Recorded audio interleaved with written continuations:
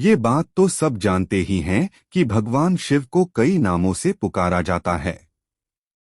उन्हीं नामों में से एक है त्रिलोचन, जिसका अर्थ है तीन आंखों वाला, क्योंकि एकमात्र भोलेनाथ ही ऐसे देव हैं जिनकी तीन आंख हैं, इसलिए उन्हें त्रिलोचन भी कहा जाता है। मान्यता है कि भगवान अपने तीसरे नेत्र से सब कुछ जान सकते हैं, जो कि आम आंखों से नहीं देखा जा सकता था। लेकिन क्या कभी आपने सोचा है कि भगवान शिव के ही तीन नेत्र क्यों हैं?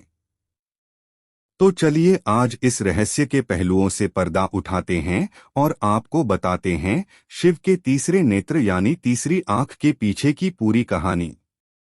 जाने वैसे तो ये बात सब जानते ही होंगे कि इस तीसरे नेत्र का इस्तेमाल शिव केवल क्रोध की अवस्था में ही करते हैं। ऐसा भी माना जाता है कि भगवान शिव ही तीनों लोकों पर नजर रखते हैं। इन्हें सृष्टि में प्रलय का कारक भी कहा जाता है। शिव के तीन नेत्र इस बात का प्रतीक हैं कि यह इस संसार में व्याप्त तीनों गुण रज, तम और सत्व के जनक हैं।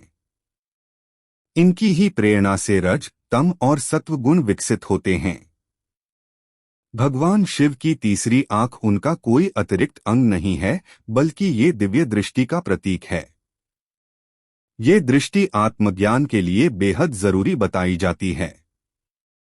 शिव जी के पास ऐसी दिव्य दृष्टि का होना कोई अचरज की बात नहीं है। महादेव की छवि उनकी तीसरी आंख को और भी ज्यादा प्रभावशाली बनाती है।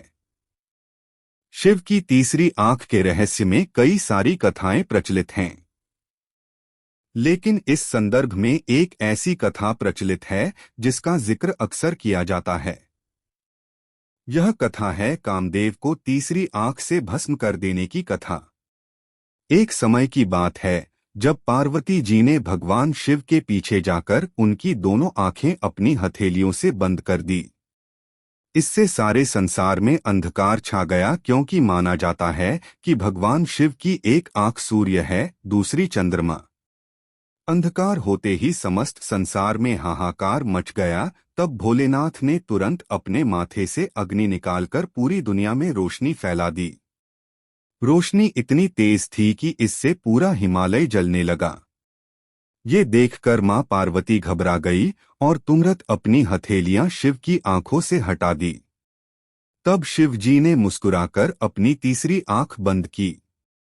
शिव पुराण के अनुसार पार्वती जी को इससे पूर्व ज्ञान नहीं था कि शिव त्रिनेत्रधारी हैं। कामदेव ने पापवृत्ति द्वारा भगवान शिव को लुभाने और प्रभावित करने किया, जिसके बाद शिव ने अपना ध्यान टूटता देखकर क्रोधित होकर शिव ने अपनी तीसरी आंख खोली और उससे निकली दिव्य अग्नि से कामदेव को जलाकर भस्म कर दिया। सच्चाई यह है कि यह कथा प्रतीकात्मक है, जो यह दर्शाती है कि कामदेव हर मनुष्य के भीतर वास करता है, पर यदि मनुष्य का विवेक और प्रज्ञा जागृत हो तो वह अपने भीतर उठ रहे अवांछित काम के उत्तेजना को रोक सकता है और उसे नष्ट कर सकता है।